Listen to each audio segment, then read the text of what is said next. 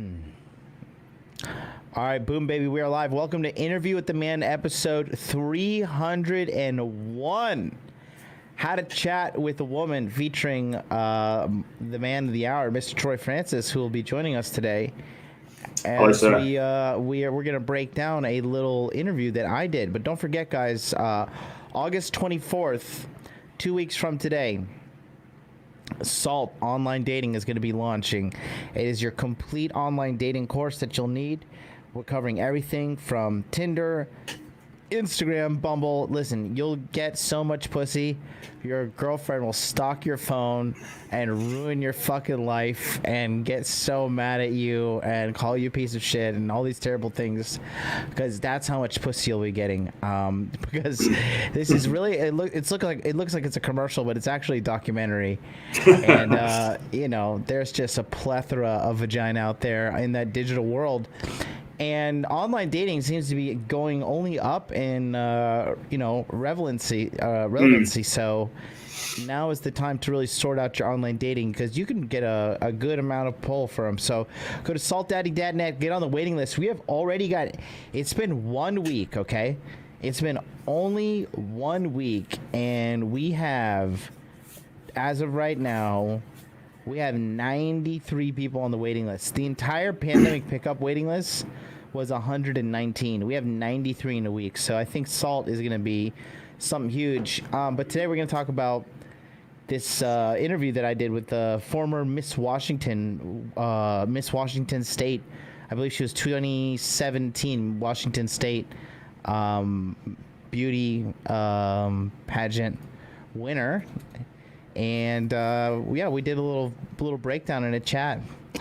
What do you think guys do the worst with women? Like guys are just they're pretty bad with women, but where do you think they lack the most, and like which department? For me, I think it's social acuity. Yes, I think that's very true. I think it's also, obviously, I've got my own course, Charisma and Dating Academy, at the moment, and I think, yes, without wanting to just immediately segue into that, I do think that charisma is important. But when I say charisma, I don't just mean, how to speak well and how to put yourself across well. It's like a lot of guys just don't have any substance when they talk to the girl. They're not bringing any passion to it. They're not bringing any sort of like sex appeal to it, right? And I think you've got to have something going on behind the eyes, right? You can't just be a boring normie. You've got to like bring a bit of fire to the interaction.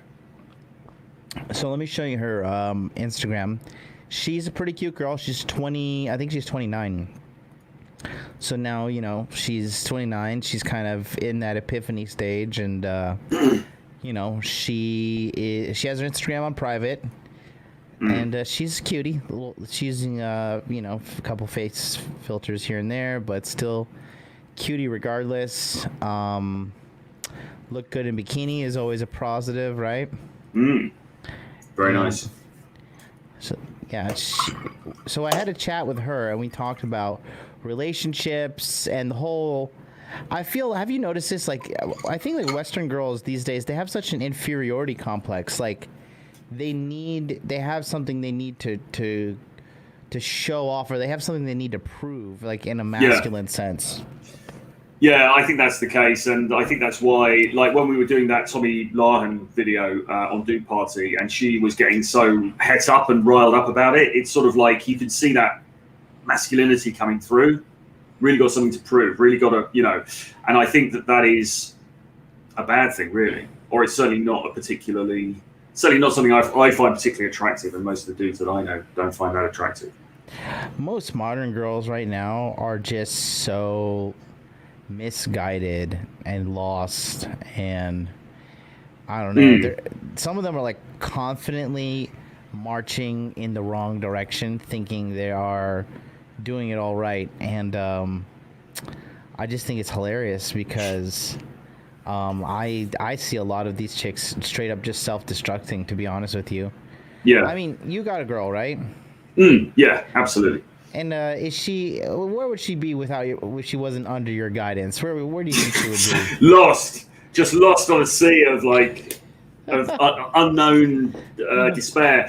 I mean, she's for a start, she's not really Western in the sense that, you know, although she's very Westernized, but she's not actually Western. So a lot of the characteristics that she has, I'm really drawn to, which is that she isn't kind of hard-edged in the way that some of these women that you're talking about are. Right. So, yeah, I just think that. I really just think I don't think these bitches even know what the fuck they want these days, bro. I don't think they have ever known what they wanted. So this girl in the video, how come you had the conversation with her? Is she somebody like somebody who makes content about this stuff, or she's just a random? No, so what happened was there's this lady who watches us on Rules Their Own named Megan. Okay. And she made this YouTube channel called Beauty Ask Beast. And so she gets a former Miss Universe pageant winner, whether it be she won at state level or, you know, national level or whatnot. And then she gets the girls to talk to the guys about relationships and what's going on today's state of relationships. So take a look at it here. We got it right here. That's her here in the upper left-hand corner. I'm here, and then Megan is right here. She's the moderator. She'll step out here in a second. Okay. But yeah, it's on this channel, Beauty Ask Beasts, and we go for about an hour. But I think it's a pretty riveting conversation, and I think a lot of the guys are, you know, they don't have the opportunity to really go out in there and talk to a girl sometimes. So this could be beneficial to them. So it's good to get another perspective on this stuff, isn't it? I think it's good to do breakdown regardless. Breakdowns are pretty popular. Everybody seems to like the breakdowns. I'm watching the views go up. So what do you say? You want to give it a go? 100%. Let's go. Let's do it. Here we go. He knew that I was about to take the MCAT. He knew that like those things were about to happen for me. And then the overwhelming idea of like, oh, you know, she's actually there. She's going to be a doctor. And then realized that that's real now. Then he just decides, I don't really want to date her anymore. He deterred me. He said, I don't think that's, you know what, you should just be a nurse. You shouldn't be a doctor. You don't need to be a doctor. And that was it. You don't need to be a doctor. And so that's primarily why I'm a nurse now. The nervous laughter at the end is so cute. She was more feminine than the typical American girl. I will give her that. Yes, because can you imagine if an American girl was making that kind of video? She would just be incredibly hard-edged and bitchy and, you know, terrible. Make me puke. Here, let's continue on. Okay, so John, I want to talk more about this girl boss. Can you hear it? Sort of thing in relationships. I have two main questions. I want you to go over whether or not that makes a female more or less attractive. Less. And why? Okay. Because it's not what men want. Like, girls like a guy that's a boss, but like guys are not like, oh dude, did you see that girl? She's like so bossy and like she just, you know, handles these meetings is so sexy. Like, we're just not like that. Right? That's why girls are posting their pictures of their ass on Instagram, not pictures of their degrees and of their Excel spreadsheets. You know what I mean? Like, let's just keep it real here. That's typically what I think right there, when I said let's keep it real here, she kind of resituated herself there. I don't think she liked me pointing out an uncomfortable truth there. Yeah.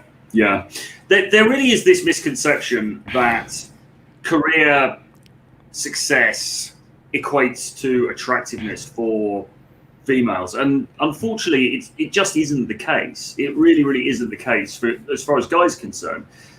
And we saw that with the Tommy interview, or the Tommy rant that's on Facebook. She is convinced that her and her friends, because they've all got great jobs and they're go-getters, that they are attractive because of that. But that in itself is just not attractive. I mean, I've got no issue with it. I think everyone should do what they want, but I don't find that attractive. That's not something that I would look for in a girlfriend or a girl that I was going to date. Yeah, I don't really care at all, because especially because I make my own money, and like, if I like somebody enough, I could take on the financial Well, there's this whole thing And you even hear guys saying this of like, oh, I'm challenging, or the girls will say they are afraid to be with a woman who challenges them. And I even saw a guy on Twitter the other day saying, I just want to meet a woman who challenges me. And it's like, well, why? I mean, why do you want to go home to somebody who's a ball breaker? You know, I mean, that just doesn't make any sense to me. Yeah, I just don't understand. I don't understand. I don't know. Like, I'm just trying to figure out what's going on. You know what I mean? Like, where did this all come from? Yeah. Well, I think it's just women have been encouraged to go out and do their own thing at the job market and be girl bosses and all that kind of thing. And, you know, as I say, fair enough. But you can't think that that is in itself attractive to the opposite sex, because that's not what men are attracted to. So I think that they've just gone, the culture has said, do this thing and it'll be really great. But that's against the reality of human nature. Tom Bombadil is in the chat, and he says, in regards to him getting challenged, I want a woman who challenges me to read my Bible and pray the rosary every day. Me too. Me too. Absolutely. I'm looking for that in my life. Hallelujah to the Lamb. Let's continue. Men want is like men. That's what typically what women want from men. You know what I mean? They want a guy to be the boss, the fucking the alpha, the big bad dude who's like comes in there. Everybody like, oh, you know, hello sir, how are you? You know, they want the guy that everybody respects. But I think this whole girl boss thing is really just a marketing trick that a lot of American girls just fell for. Quite honestly, like what I've noticed is that girls just like they feel guilt. They almost feel like guilty because they're not like contributing financially to the relationship or whatever. I don't know. It's just it's an anomaly. I don't understand. Like, so let me ask you this. So what's your deal? Like, why do you want to be a girl boss? Why don't you want to be like, I'm like, you know, just want to be sexy wife vibes, stay home, bake cakes, look hot for my husband, you know, sew his shirt if it rips, you know what I mean? Like,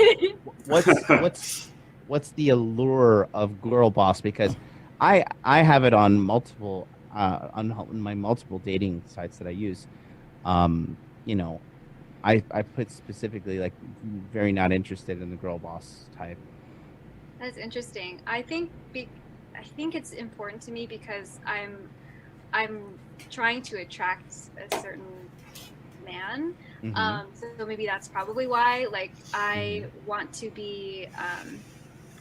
I mean, I want to be a provider. Actually, I think I want someone who accepts me for being the girly me, but is also okay with me like contributing a little bit, maybe not all of it, but like a little bit, or maybe someone who appreciates that I have the story to one day share with my children. I was able to accomplish this goal, and for the most part, maybe I just want a little bit of both. I don't see myself only being one thing. I don't see myself being at home only.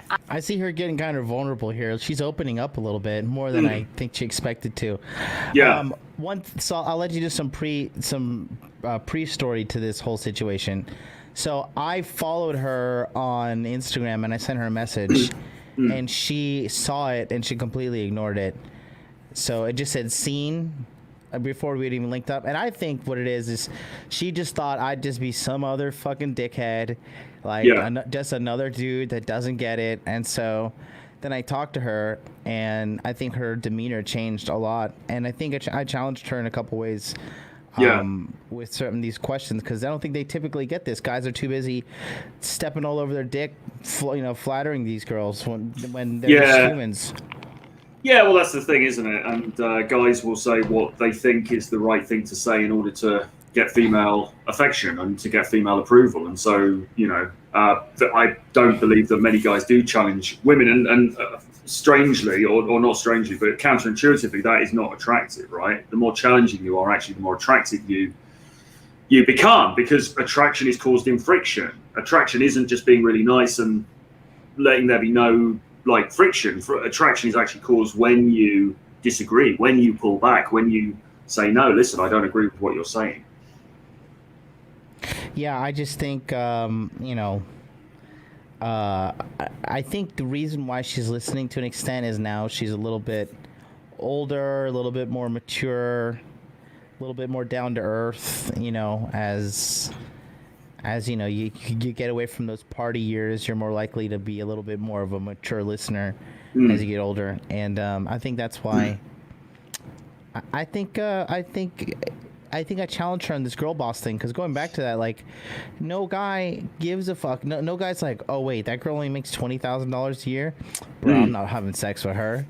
Like, well, that's it, isn't it? And I mean, again, Tommy Lahren was saying something similar to that, wasn't she? It's like, oh, these girls, you know, she's a waitress or something like that, and you know, why would you want to be with a woman like that who doesn't challenge you? And it's like, well, that's not. That's just doesn't come into the equation. You know, I don't really care. In fact, in many ways, that's actually more appealing in a funny sort of a way. Because I mean, guys, I think guys are attracted to femininity and to some extent innocence. You know, and sort of and guys are also as well. I mean, let's be fair. Guys like to look after women, and so if you've got some woman and she's like, yeah, I'm a multi-millionaire. You know, what can you bring to the party kind of thing? That's a bit like, you know. I think many guys, powerful guys who've made a lot of money or made their own money, would actually rather have women who are probably looking to them to do the privilege. You know, they don't want somebody who's an equal, who's just going to be busting their balls the whole time. Yeah. What about when the girls say, like, money's not important, all I care about is you? What do you think about when they say that? What, in a relationship with a dude, you mean? Yeah, just in general. I think it varies. I think I think it's just natural that they're going to be attracted to money. I mean, money is a symbol as well, right? It's not just necessarily about the money. It's also, what does money mean? Well, it means that you've done something of significance in the world. It means that you can get things that you want in society, and that that you have some leadership ability, that you have some ability you have power of some kind, right? And so I think they are naturally attracted to that, yeah, for sure. But you know, at the same time, as I always say, there are also broke guys who are getting laid. I mean, it's not a prerequisite for getting laid, but it's certainly for anything like longer term, it comes into it for sure. And because she wants also as well, right? She wants somebody who's more. She wants somebody she can look up to, right? And if you are just sitting on your couch playing your, whatever your games, and you're broke, that's not something she can look up to. That's not a guy that she's gonna be aroused by, really. It's just not, you know. Right. And then the higher she raises her bar, because she's trying to go to medical school to become a surgeon. Yeah. That's just going to shrink her pool of available options as well. Yeah, definitely. And that's a problem for women who do rise up the career ladder or rise up the ranks or start to become very successful, because, as you say, the pool of guys that they would then want to get with, the pool of guys that they are then attracted to, shrinks because of that same dynamic, because they still want somebody more powerful than them. They still want somebody who's even richer, who's even more successful than they are.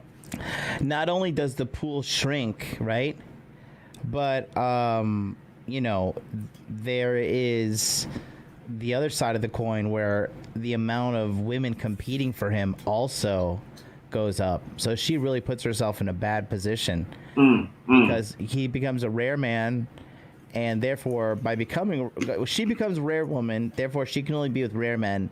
But there's more low tier women that are willing to scratch up the ranks to get a high level guy like that. You know what I mean? Yeah, definitely. And everything's a trade-off. I mean, as I say, I don't particularly have it. I haven't got any problem with girls having their own businesses and making cash and doing whatever they want to do. But you have to be realistic, and you have to accept that is going to have a detrimental effect on the pool of dudes that you're going to want to be with. And and like you say, she's put herself into a disadvantageous situation by doing this. Yeah.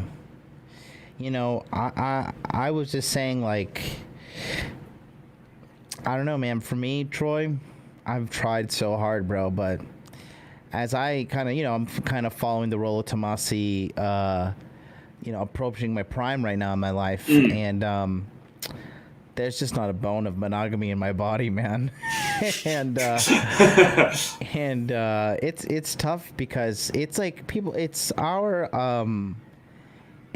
kind of cross to bear, if you will, right? Because how many good girls did you kind of lose just because you couldn't stop being you, and you just happens to be a womanizing kind of guy.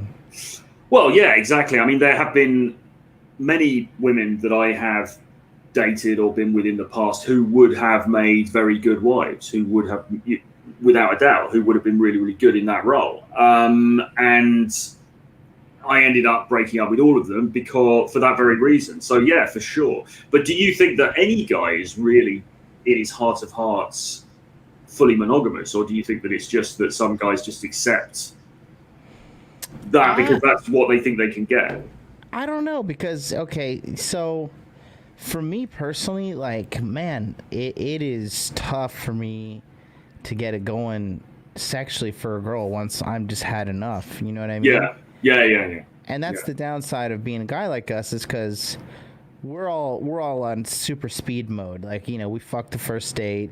We do everything nasty and shit on the first date that we want to do with them. There's no like building up to like, oh, I'm gonna hope to ask her to suck my dick on the third date. Like guys like us, we get our fill sexually on the first or second date, worst case scenario. But then the allure of the chick kind of fades away relatively quick. So then it's like, how am I supposed to get excited for being with pussy that I'm gonna be?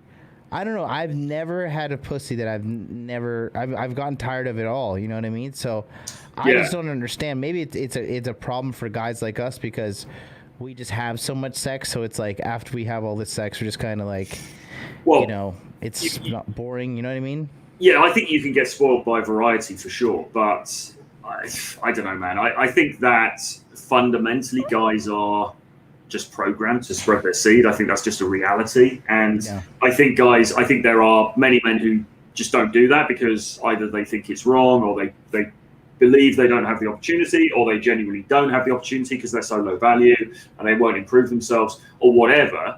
And so they go down the traditional routes with monogamy, marriage, and all the rest of it. But are they really happy doing that? I personally reckon that every guy, if he was offered the opportunity to, get with a bunch of Victoria's Secret models and there was going to be no consequence to that, I think he would do that in his secret heart of hearts, For sure. So, like, what's the deal with chicks? Like, do they why? So let's talk about this real quick, then, right? We're kind of diverting here, but as you guys can see, we're having this is just some high-level player talk that some of you guys may not even be able to hear. This is a privilege for you folks. And I'm going to take my time going through this video. Troy, I don't know if you've got time or whatever. I got some time, man. But we're pushing 160-something live viewers. Let's get this up to 200, boys. Share this out to everybody. But yeah, Troy, it's funny, right? Because what do they want from us, right? Because they want us to be. Did they not initially like us because we were the dirtbag player? Yeah. You know what I mean? Yeah. Well, that is the fundamental problem. Well, that's one of the fundamental problems, which is that yes, they are attracted for exactly that reason, and then because it's in their nature, because they also want some sort of stability, they will then work very hard to try to lock you down. And when you go along with that to some extent, then she loses attraction. And the reason that attraction remains is when you are a bit distant, when you do disappear for a couple of days, when you don't reply to the text all the time, when it's clear that you've got other stuff going on. So it's a really hard balancing act to keep, because what they are initially attracted to, they end up trying to destroy because of their desire for being a domestic and settling down. I just feel like they're just really, at the end of the day, they're just fucking chasing the goddamn wind. They don't know if they're coming or going. I mean, yeah, I think they kind of want to. they kind of want to lock us down, but then they kind of pussify us up, and then they Yeah. hate us. You know what I mean? Yeah, exactly. Well, exactly. So, but it's because of the dual mating strategy that Rollo talks about, isn't it? You know, on the one hand, they want to have sex with the alpha, who doesn't give a damn about them and who is having sex with other girls and all that. I've but got that but part then down. yeah, exactly. But also ultimately they want the provider dude as well, who's gonna, you know, dry their tears and tuck up the children in bed and be a nice, you know, compliant husband. And they try to get both in the same guy, but most of the time they can't, which is a difficulty for them. And the thing is, guys like us, like we have the leverage, the upper hand, or whatever you would want to call it, right? To the point that really the only thing they can do is kind of walk away. You know what I mean? Yeah. I don't think it's a problem that can really be solved, to be honest, unless the guy just completely gives into her frame.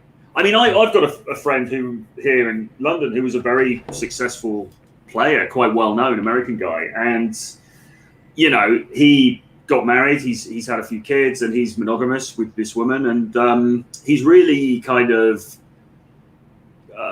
he's become a real house husband type guy. Do you know what I mean? Like his look isn't as sharp anymore. He's really like fallen into that sort of, you know, almost middle-aged kind of caricature of, yeah, I'm the husband and the dad, you know, which is fine. I mean, you know, whatever, but you can bet your life that his woman is not as attracted to him as she initially was when he was that sharp player dude back in the day. And that's the problem you're always going to have. So even if you do give into their frame, Mm-hmm. you know, like you say, in the end, they end up hating you or being disgusted by you, which is difficult, which is, you know, so it's an insolvable problem, I think.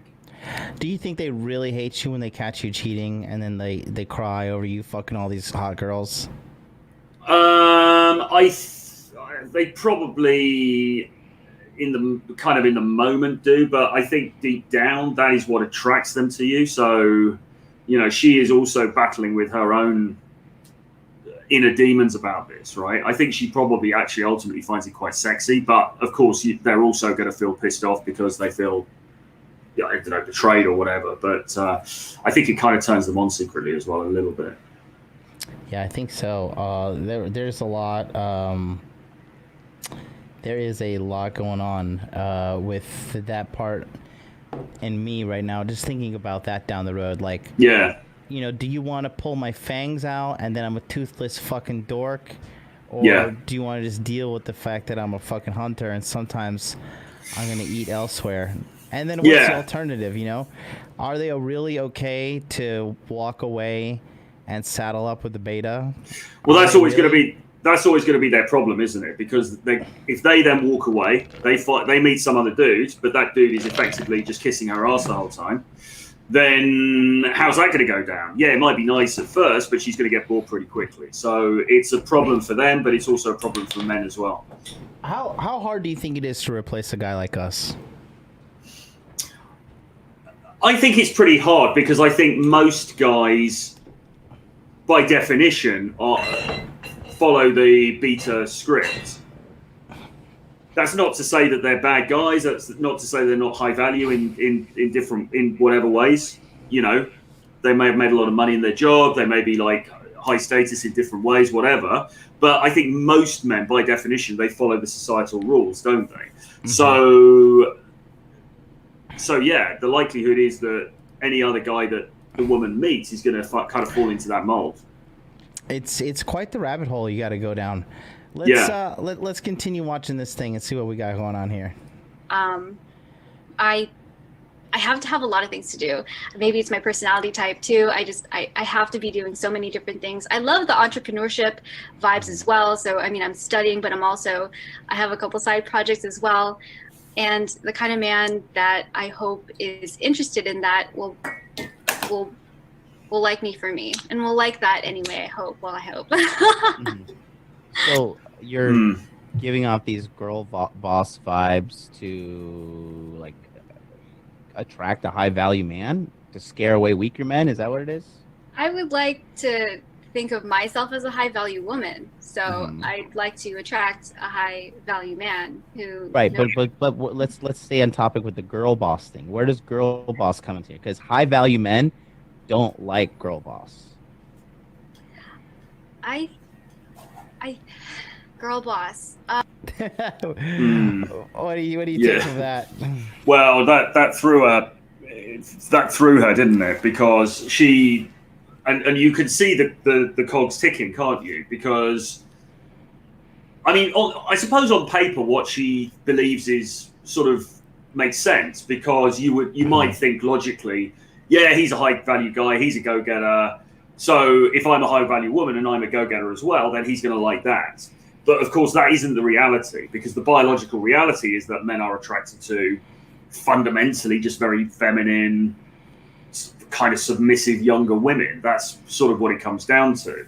So, and let's face it, like you were saying there, the higher the value of the man, the more likely he is able to access those sorts of women. And so it just, while what she's saying to herself may sort of make sense to her on paper, the reality is it's just not how things are.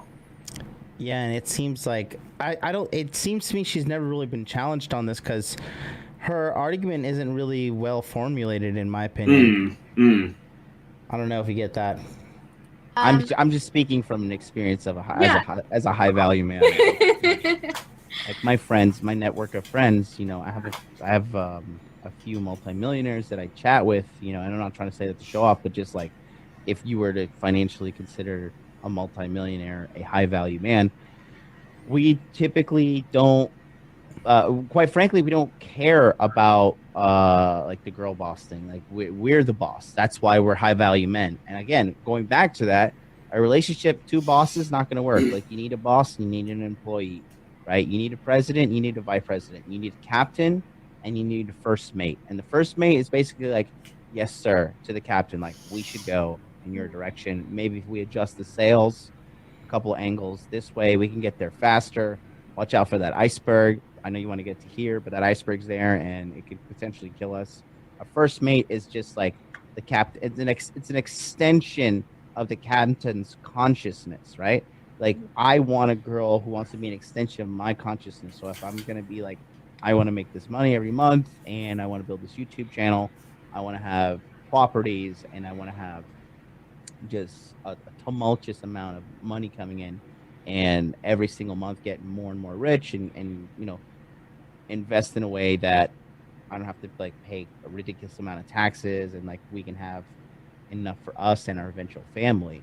But I don't need her coming in there and like, well, I think you should do it like this, or we should do it this way. Like I don't want that. And high value men, they run from that too. They don't deal with that at all. So how is this to say that these high value men only value a sexual or beautiful woman? And it just sounds like to me that these kinds of men only want a beautiful woman. And in that sense, I would not be attracted to that kind of man if I know that if it's only beauty that they're looking for. So what do you think about that there, Troy? Well, I mean, I was just thinking as an example, you might think about somebody like, obviously you've got Trump and you've got Melania, but then Right. What about, you had Obama and you had Michelle. Now, obviously Michelle Obama is kind of a go-getter type alpha female personality, right? And, regardless of what people think about Obama, he was a successful dude. I mean, he became president of the United States and he was married to her. But I think that we can say there's a difference between the type of guy that Obama is and the type of guy that Trump is. I mean, both of them have reached the highest office in the United States, but they're cut from a different cloth, aren't they? And Right. so she might, to sort of like give her the benefit of the doubt, she could potentially end up with an Obama type guy who's effectively, I mean, the terms alpha and beta are sort of a bit, I know they're a little bit overused, but let's just for shorthand say that Obama is a very successful beta and Trump is a successful alpha. She might snag the successful beta dude, but who she isn't going to get is the sort of successful alpha dude. And I suspect that if she did get with the successful beta, she would get bored with that after a period of time. Yeah, it's really interesting to see what chicks do with their free will these days, and how how. Do you see what I mean? Do you see what I mean though? Because to be fair to her, there probably are successful dudes out there who probably would welcome, you know, a go-getter, girl boss type woman, because they would say, well, you know, they would buy into the whole narrative that you know, strong independent woman and everything. They would buy into that societal narrative. Like I think that what we're talking about is the sort of the true alpha, if you like. Yeah, and like going back to like looking at her Instagram, like I think she knows in her heart of hearts, like, you know, she has an awareness of, you know, that's her there looking slim and sexy, right? I mean, here again, showing off her tummy. They're clearly using Face App to make herself look more attractive, which everybody uses some kind of filter these days. So she clearly understands that physical attractiveness is definitely important. I mean, hell, she's a beauty pageant contestant, you know what I mean? Let alone winner. So I just think there seems to be a little bit of incongruency with what she's saying and what she's presenting. You know what I mean? Yeah, for sure. Yeah, for sure. Because I mean, it's interesting, isn't it? Because like she's got the pictures in the cute hot pants and everything, and it's sort of like on the one hand she's saying, I'm not interested in a guy who is just interested in beauty and sexuality, and yet many of her pictures are communicating that. Actually, somebody in the chat said she's aiming for a Bezos type, which is another probably quite good example of what I'm trying to say. Yeah, kind of like a business alpha, if you will. Yeah, exactly. Because here's the thing, right? As we know, the terms alpha and beta get confused a lot in this space, because it's like the old leader of men thing, isn't it? It's a bit like, well, this guy's an alpha because he's the head of his local church, and he's I don't know, run the local like baseball team for 30 years or something like that. And yes, in that sense, the guy is an alpha, but that doesn't mean that he can't still be beta as hell in terms of his dealings with women. Whereas the guy who is actually very unsuccessful and is kind of like a bit of a waster can actually be alpha, a bit of a dirtbag, let's say. It could be an alpha in terms of his dealings with women. And that's really what we're talking about in this space, isn't it? Right, and I've seen that before. It's the curse of the alpha, because, right, all he's good at doing is being a piece of shit womanizer. And so the downside is, like, when you're really good with women, sometimes being too good like that, down the road in your 40s and 50s, you could probably end up being a loser, because what else have you got? Well, their whole life, all they're doing is fucking, right? And their DNA is like, yeah, dude, like, you're winning. Like, you are winning. Keep on doing this shit. Like, you know how you feel super accomplished after you have sex with a super hot girl, and you feel like a sense of accomplishment. You're like, I really haven't done shit, you know? Yeah, exactly. And you can fall into the trap of wasting too much of your life on that stuff, to be honest. Yep. And then so that's I see that happen to a lot of guys, and I think the beta guys, they really can't get the sex that they want, so they actually have to do the whole fucking, you know, collect resources and buy the nice IKEA couch, and it doesn't look at this, like, you know, vintage craft beer collection I have or whatever. You gotta trick them over, and instead of just trick the girls to come over, rather than just being like, yo, it's me, like, come get this dick because that's what you want, and be over with it. Yeah, exactly. Let's continue, shall we? We got a lot of video. We got a lot to go here. We'll have to do this in maybe part 1 and part 2. You guys liking this in chat? Push 1 if you like this. Press 2 if you're learning nothing.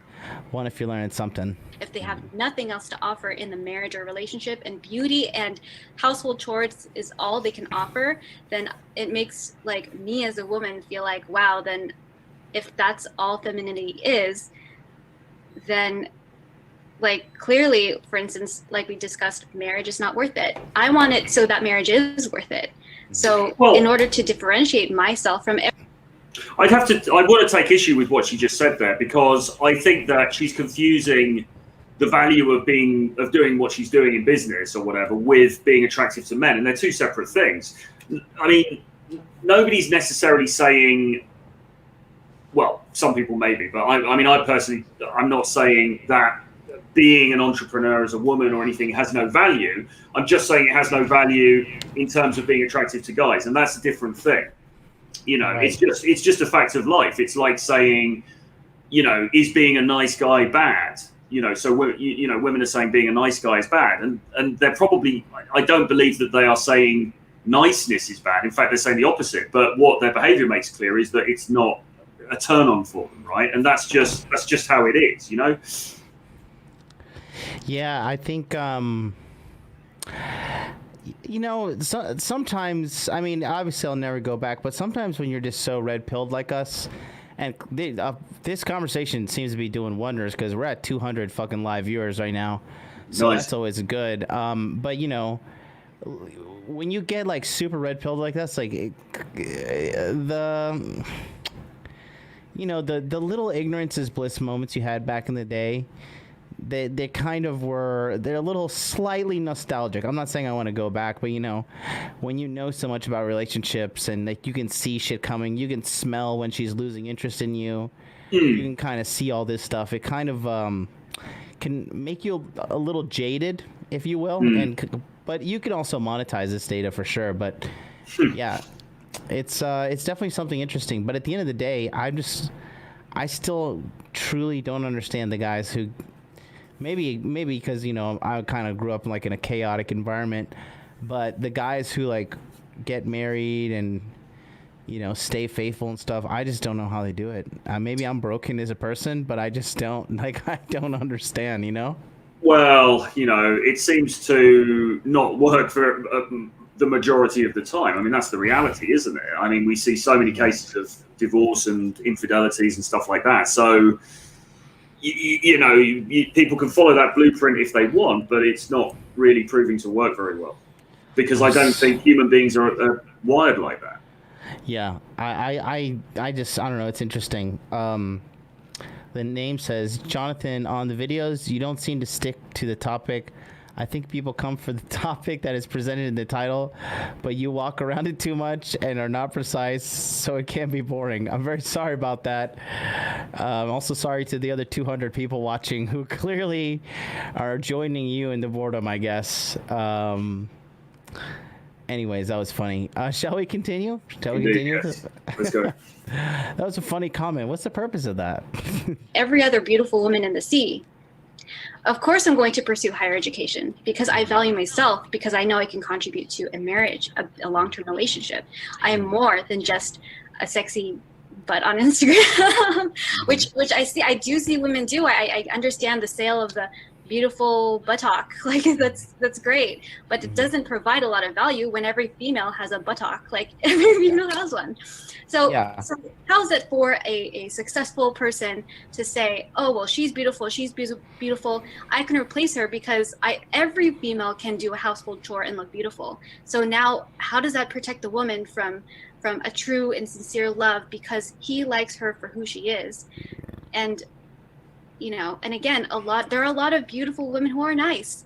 Mm-hmm. Well, I think you're mixing up what femininity is, because you think femininity is just being really pretty and then doing household chores, but it's not. And like, hot girls are a dime a dozen. Who cares, right? Because what some girls don't seem to realize is, like, as men, after we have sex with you for the first time, like the allure, like the big part of the allure is almost gone. And then from there, for me, like these days, I don't even care if a girl's hot. Like, I mean, I would sleep with her for sure, right? Because I'm a fucking guy.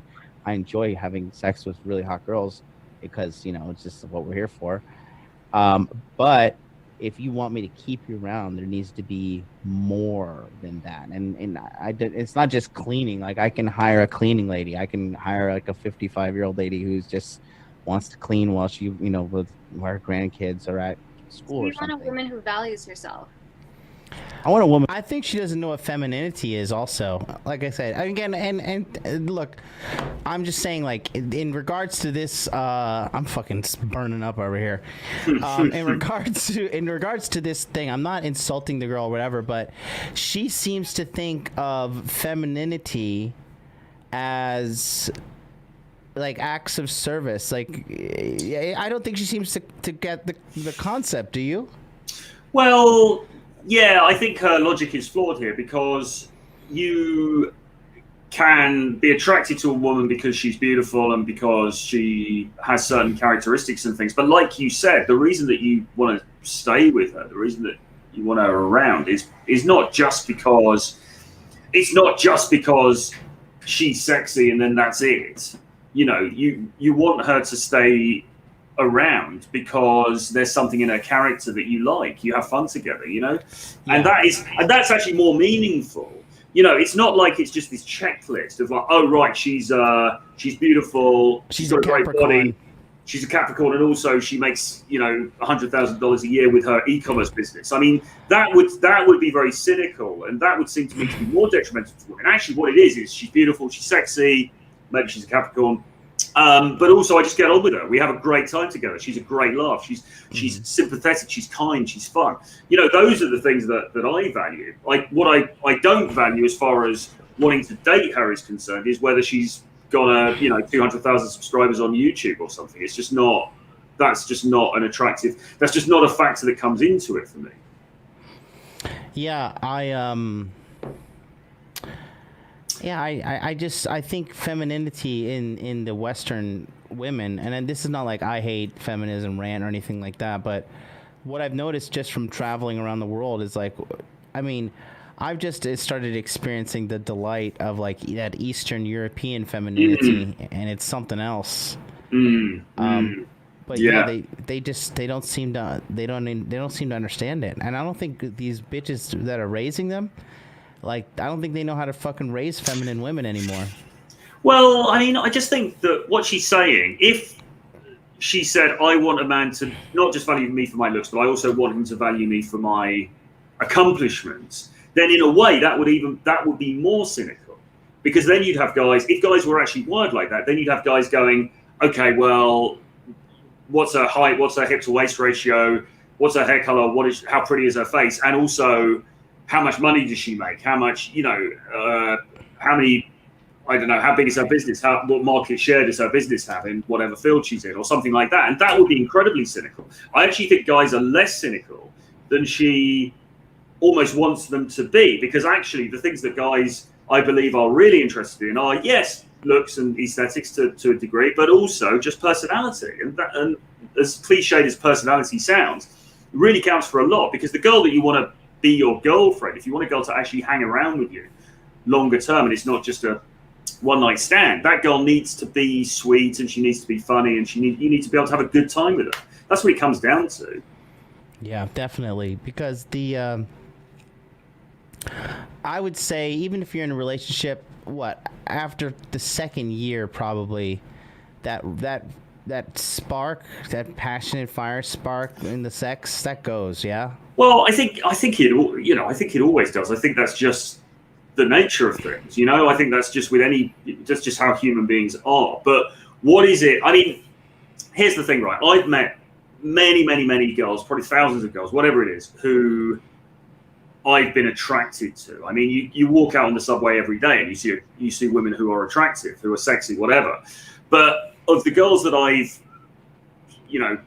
made out with, slept with, whatever, very, very few of those girls have ended up becoming like a girlfriend, and some of them have become like a fuck buddy, or some of them become somebody I've casually dated, and a very, very, very small proportion have actually become a girlfriend. And what distinguishes those girls?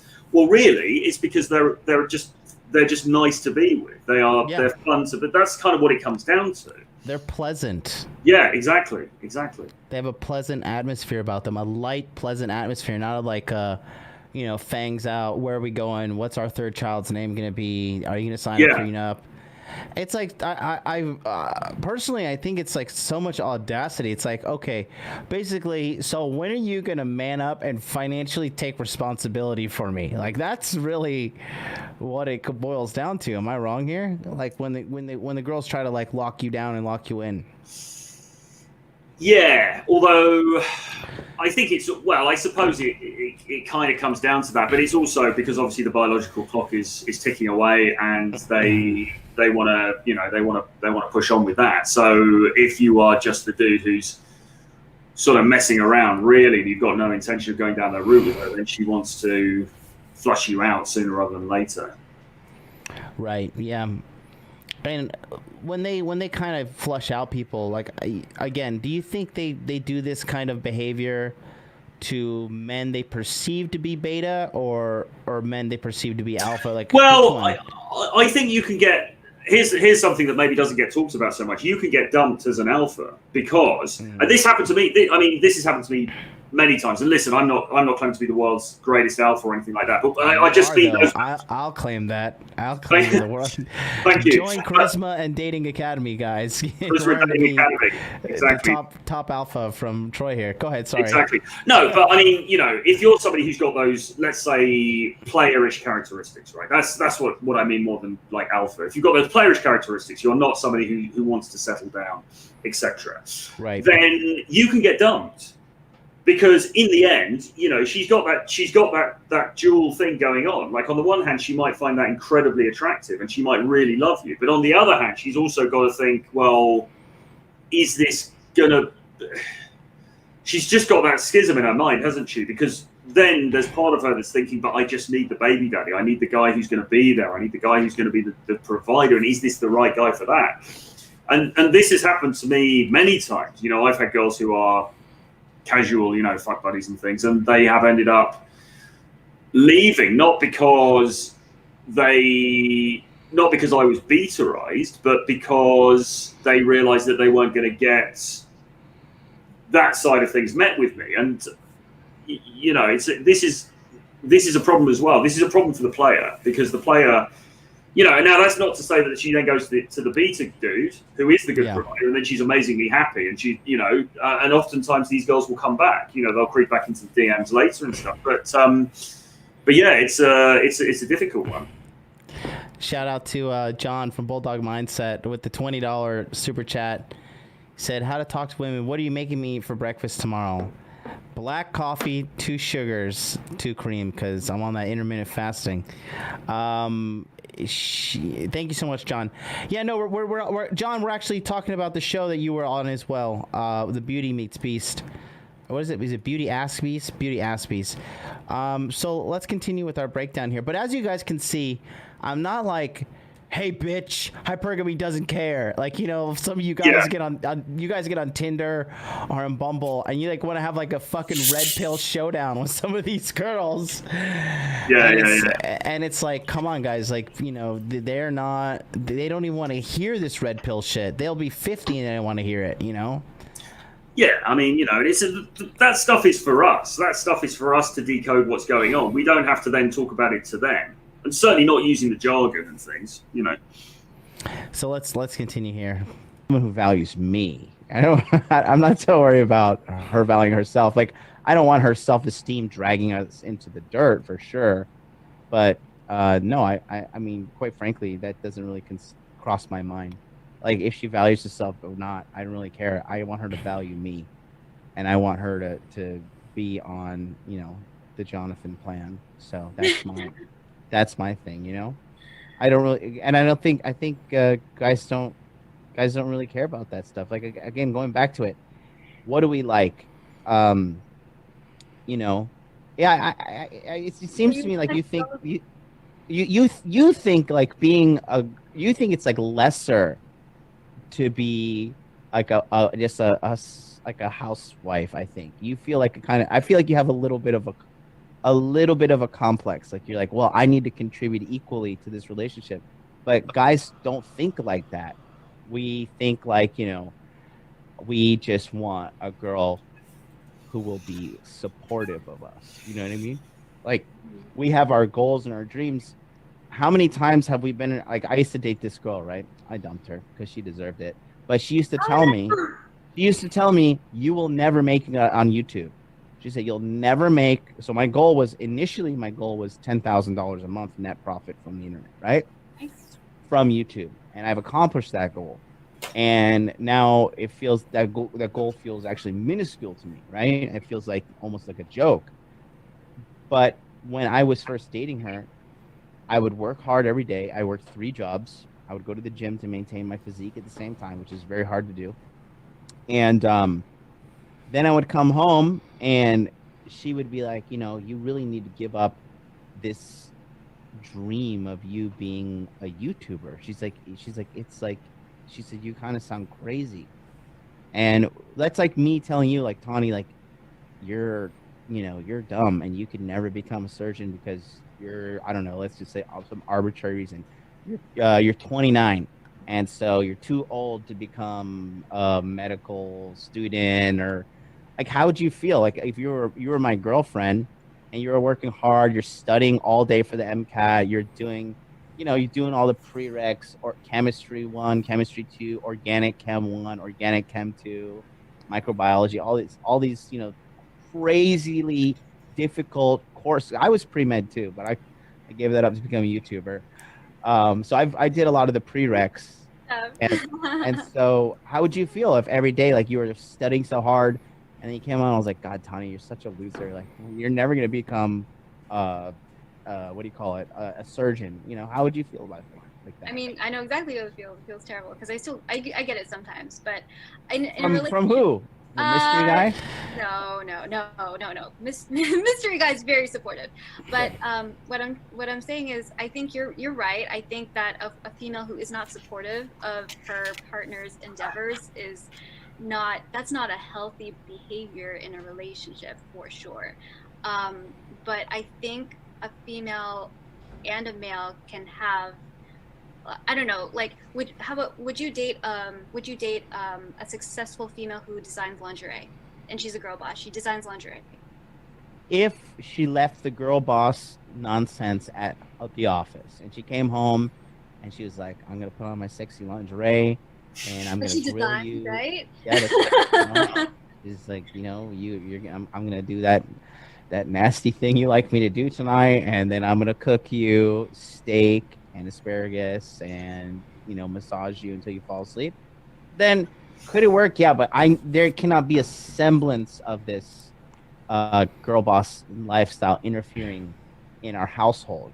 And I think that's what a lot of guys want too, right? They don't want like a girl with like a crazy amount of dreams and stuff, because if he's a guy on his purpose, like, his dream is number one, not her dream. You know what I mean? Yeah, that's true. And what you were saying about the ex-girlfriend, that is a really toxic situation. And I've had that as well, not specifically related to being a YouTuber or anything, but I had a girl I was with a couple of years ago, and she was just very, I mean, she paid lip service to being supportive. She was like, oh, I'll always support you, blah, blah, blah. But then she would sort of poison drip, I think they call it. She would poison drip little, you won't be able to do that.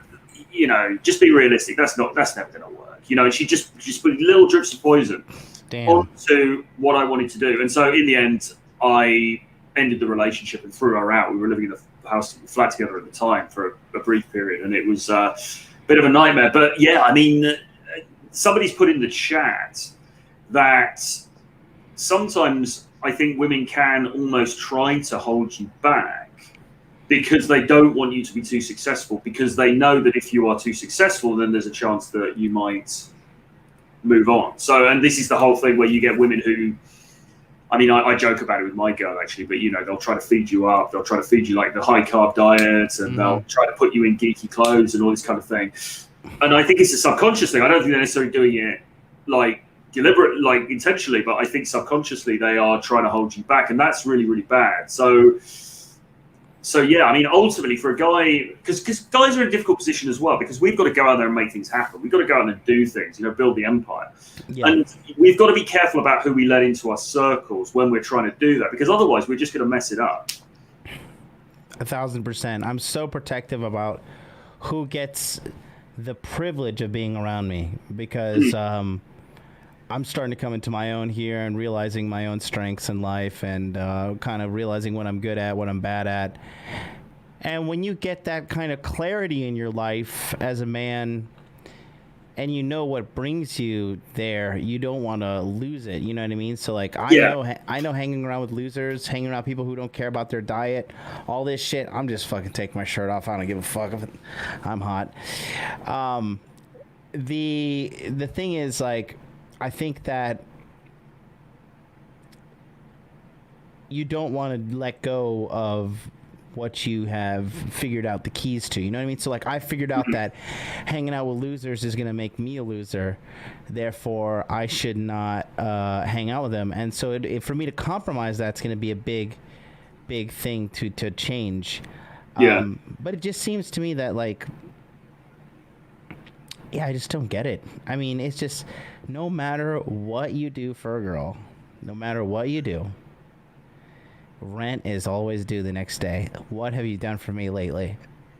Well, yes, indeed. There is that. It's the constant burden of performance, isn't it? Yeah, and then again, going back to that, like, and for what is the what is the benefit? You know what I mean? What is the payoff? Well, yeah, exactly. I mean, guys want. I think guys have got a problem as well, though, because we kind of we do want affection. We want some sense of security, and that's why it's nice to have a main girl. And this is why you've got all these dudes, even powerful dudes, who they've got a main girl, and then maybe they've got mistresses and other things going on at the same time. And I think even for the most cold-blooded player out there, it's kind of difficult to.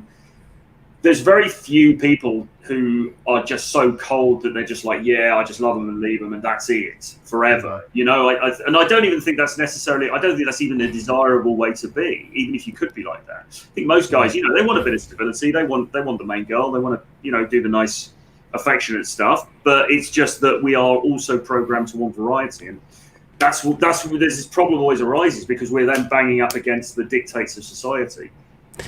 Speaking of variety, take a look here, because guys, don't forget, on August 24th, we are launching Salt Online Dating. Check it out. This looks like a commercial, but it really is a documentary. We're going to take a look at this real quick.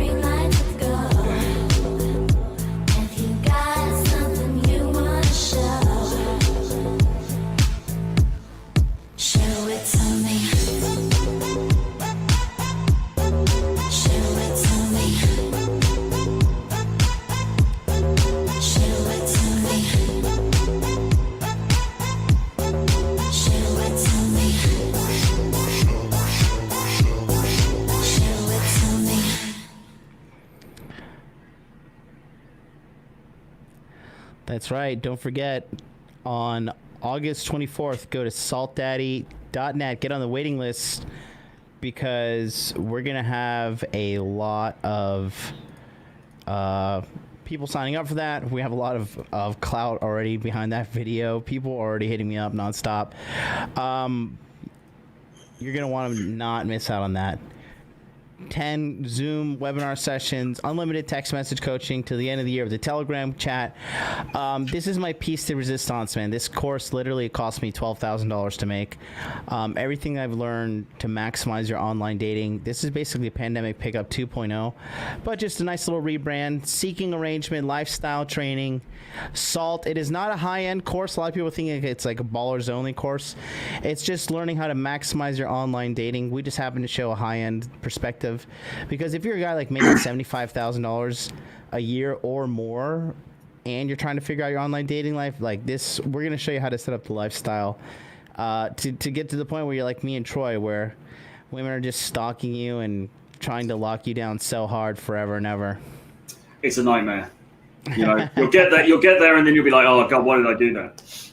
No, not really. It really is. It really is. I mean, it has its ups and its downs, but. Well, yeah, and we're talking about some of the. I suppose we're talking about some of the sort of the difficulties of it today. Really, you know, we're being quite sort of upfront about some of the fact that all of this stuff. You know, it's not. There are highs and there are lows, and a lot of the guys I know a lot of guys who are like big time players, lots of success. And they go through this like up and down thing because there are conflicts and there are trade-offs for sure. Yeah, and you know, there are definitely trade-offs, but it's just like, again, going back to it, like, really, if you're a red pill guy and you're self-employed, I mean, you can live the dream, because again, looking at that. Thank you for M. Hernandez J for subscribing. But think about it, like, imagine this is like literally what they want. Like, you have sex with a girl 1 or 2 times, 3 times, 4 times, even 20 times, right? Yeah. Then she's like, now I want you to finance my lifestyle until I die. You know? Yeah, exactly. I mean, you know, you've got to ask yourself, well, why am I doing? You know, why am I doing that? You know? Why would I finance something, a depreciating asset that, like, you know, I here's how cynical I am, and bear with me. It could be due to these guys being a lack of experience, but I feel like these guys who are married, Leslie Tong, thanks for subscribing. I think like these guys are like, especially all these fucking manosphere tryhards on Twitter.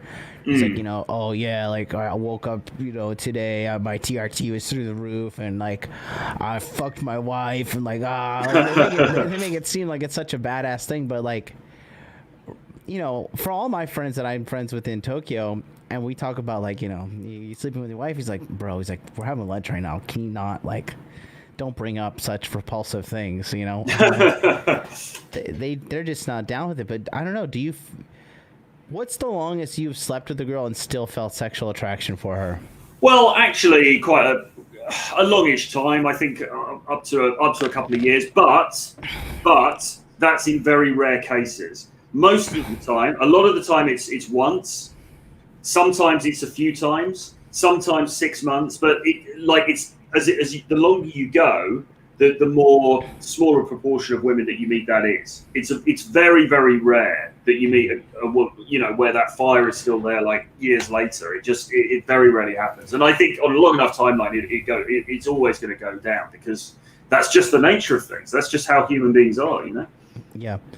Let's go back to this video and take a look at some more of the conversations with me and Tawny. Tawny, she's pretty cute too. And she's more feminine than the typical American girl. For me personally, I need your attention. Like I need you to work for me to an extent. Because a relationship is also like a business, right?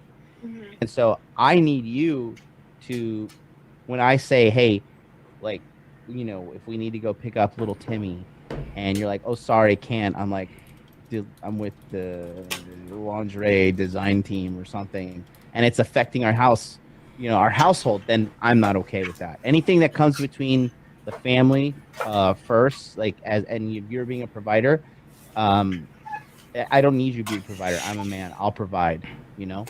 It kind of reminds me of, like, you know, what defines a girl boss vibe, because for me, as I pursue being a physician, like maybe it's not defined as girl boss, because I know I would drop that stuff in an instant for my children.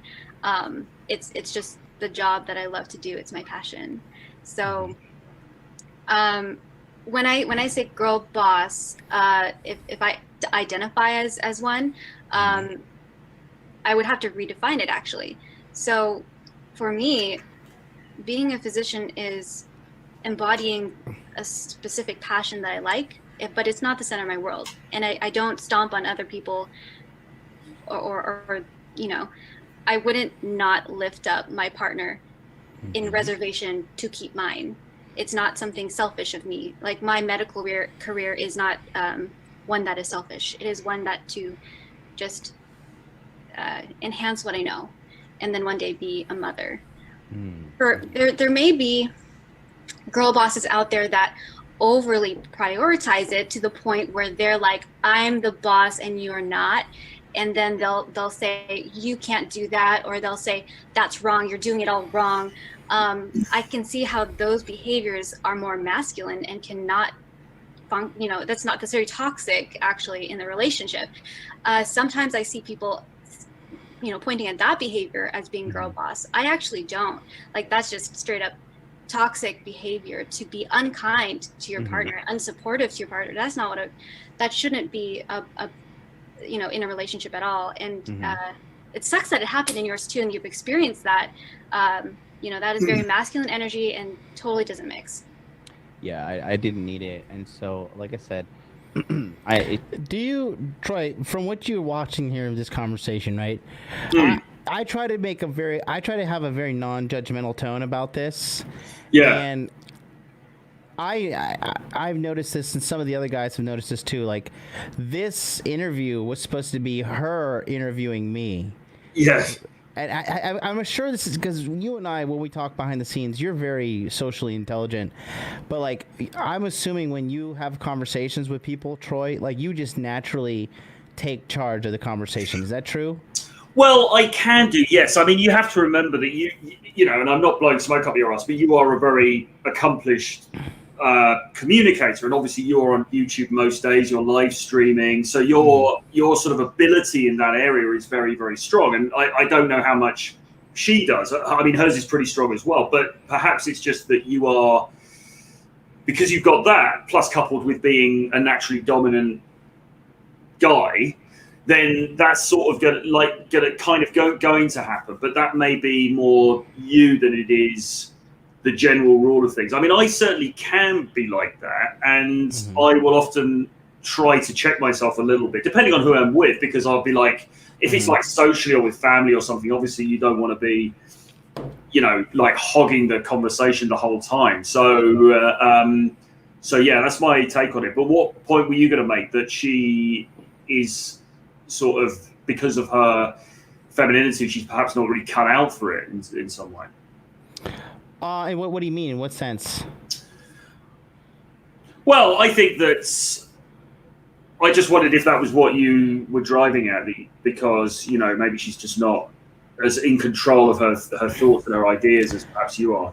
Yeah, well, I just think, for me, from what I've seen going on here, is it seems to me I get the impression that she's reciting something that she feels she has to recite. Yeah. Like let's bring our faces back on here. Like she wants to, the script, if you will, like, oh, well, I am strong and empowered woman. I'm in STEM. I believe in diversity. Hashtag Black Lives Matter. Hashtag believe all women. Like, it doesn't really seem, or it seems like she's being held hostage to an extent, and like reading a letter rather than, I don't feel like she was fully honest with me here. Do you feel like she's a little guarded?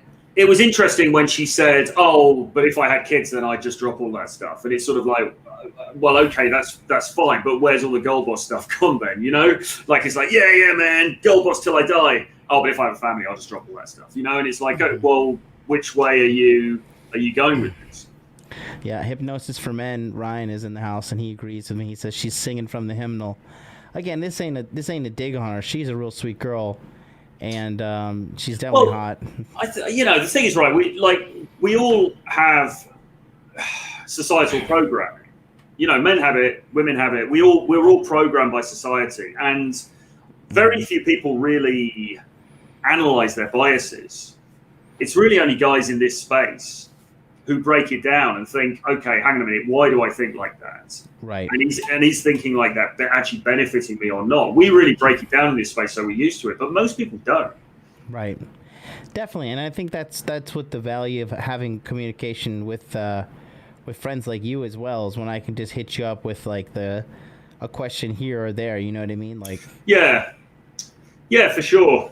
But I think most people are following a script. I mean, just look at the tradcons on Twitter. You know, like everything that they say is off a script. You know, they'll say just find a good woman and marry her young and be happy for life. Somebody said that the other day.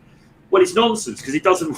You know, people die, people get ill, people get divorced. Loads and loads of things can happen, and yet that guy who wrote that tweet, he's just reading off a script. He's just reciting what somebody else has said, or he's maybe even worse, he's saying it to virtue signal because he thinks it will make him look cool in front of the other tradcons on Twitter. Oh God!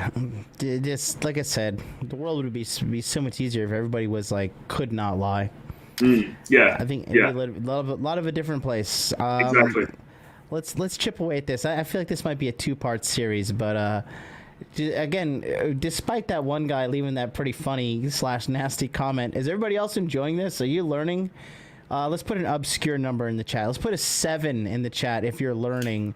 1 if you want me to go back to shit talking ADJ or something. We'll play this in the meantime, looking for the 7s and the 1s. She had that. I just, like I said, going back to that, like nobody should deal with that kind of relationship at all when somebody is actively, for lack of better words, shitting on your dreams every single day. Was repetitive? Was it repetitive like that? Her what? Was she doing it over and over again, or was it? Yeah. She was nutbag. Sex was great. That's why I stayed. but it was only you know what? Even me, and it was a stretch. But I dated her off and on for like 11 months. So again, and then where is she now? Like, so I'm here winning. She's not, to say the least. We'll just put it that way. We'll be nice about it. I think when you chat with girls too, one thing is like when you kind of nonchalantly bring up sex in a light kind of airy way, I feel like that is a way as a man that you kind of DHV, you demonstrate high value to them, letting them know like I'm not afraid to talk to you about sex, or I don't view sex as some scarce or taboo resource. What would you say from that? Yeah, absolutely. Well, it certainly makes you more attractive as a guy to introduce sex into a conversation because, it just shows that you accept it as a natural part of life. It's just how things are. And as Ryan is saying here, look at the body language, laughing, playing with her hair, really open up, etc. Yeah, I think a big thing is just kind of you got to serenade the women a little bit when you're with them, and you kind of you grease them up a bit, and then it looks good. It looks real good. Let's go back here. Let's continue. Cool, man. But it's just something you don't want to hear. You don't want to hear somebody shitting on your dreams all the time. So again, there should be a synergy in the relationship is what I'm going back to. There should be mutual support, but I don't.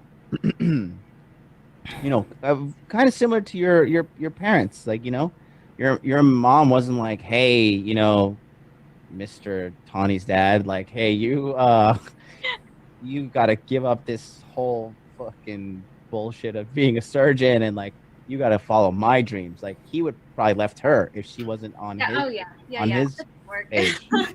You know what I mean? Yeah, it was more of a. I agree. Like it was just a moment in time where she realized, I think it's time to combine what we know and make something greater, make a kingdom, out of a small house, make a palace out of a small tower. And that's what the beauty is when you find the right person and you know that the goals are aligned. I look forward to something like that. I would definitely look at that. I don't think I think you have a. How much of this where did this girl boss idea come from for you?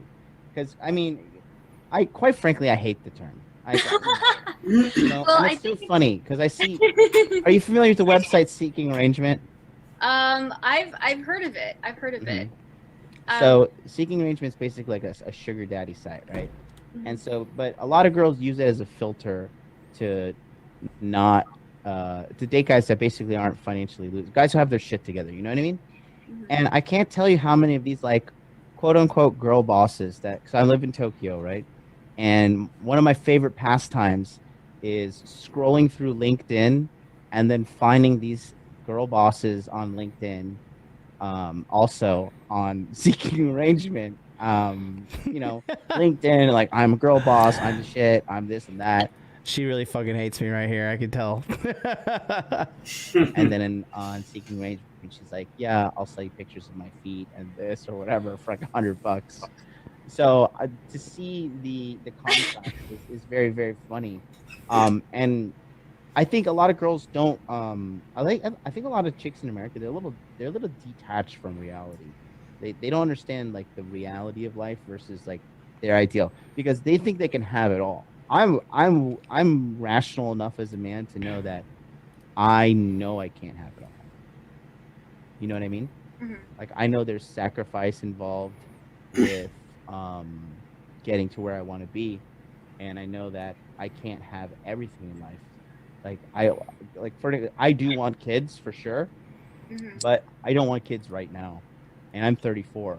So for some girls, even if I were to get married to a girl like your age, 29, if I told a girl like, yeah, I don't want to have kids for like another 5-6 years, then that puts her in a position where she's 35, 36, and then she has to be an older mother, which biologically speaking, there's a couple danger points there, and there's also the strain on the body. You know, when girls have babies younger, the body snaps back. The babies are typically healthier, right? You know, after 35, the probability of autism goes up, along with a bunch of other potential medical diseases that can come with delaying child rearing. You know what I mean?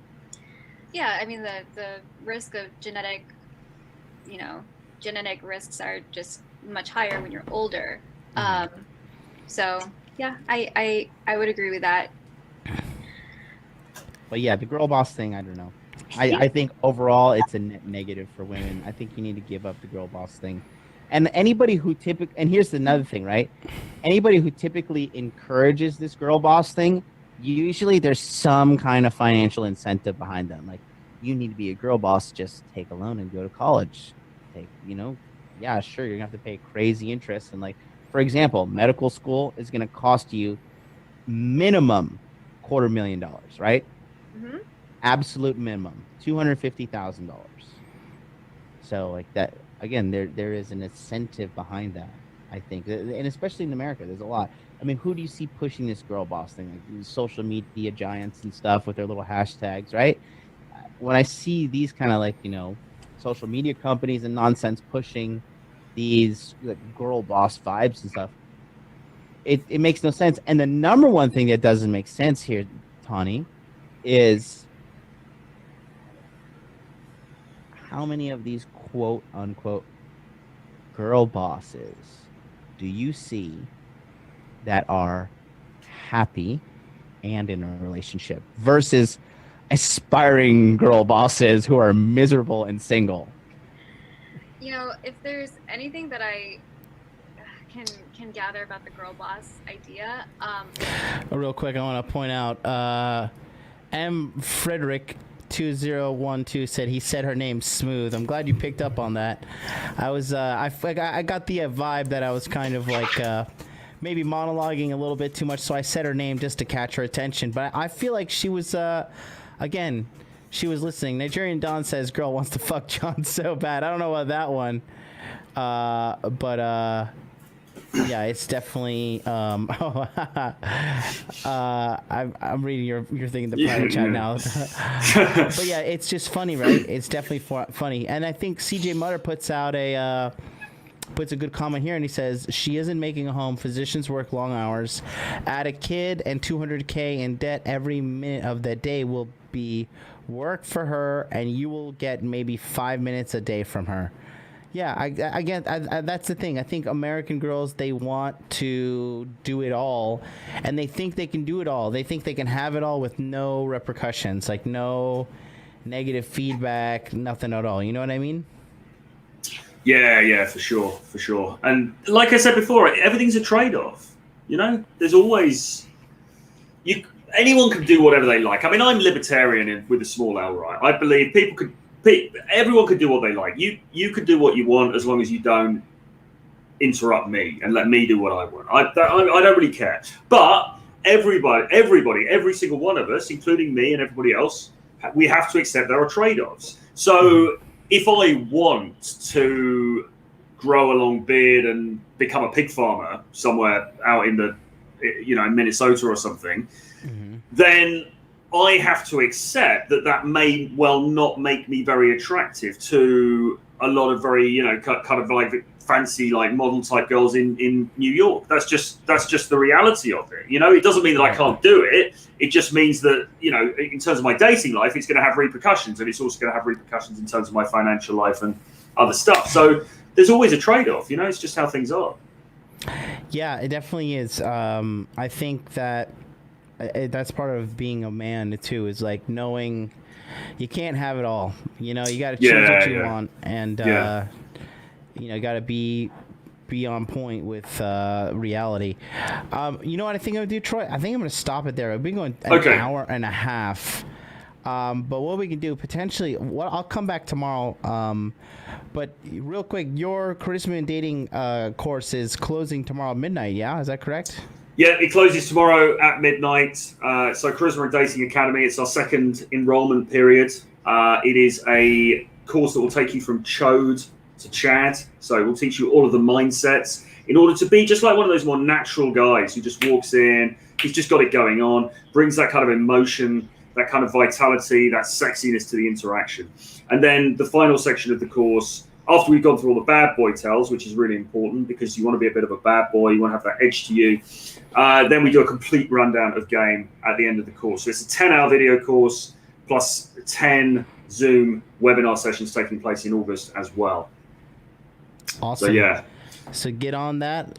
Until then, I'll be back tomorrow doing a part 2 breakdown of this. I might be joined by somebody, I might not, but either way, we'll do part 2 tomorrow.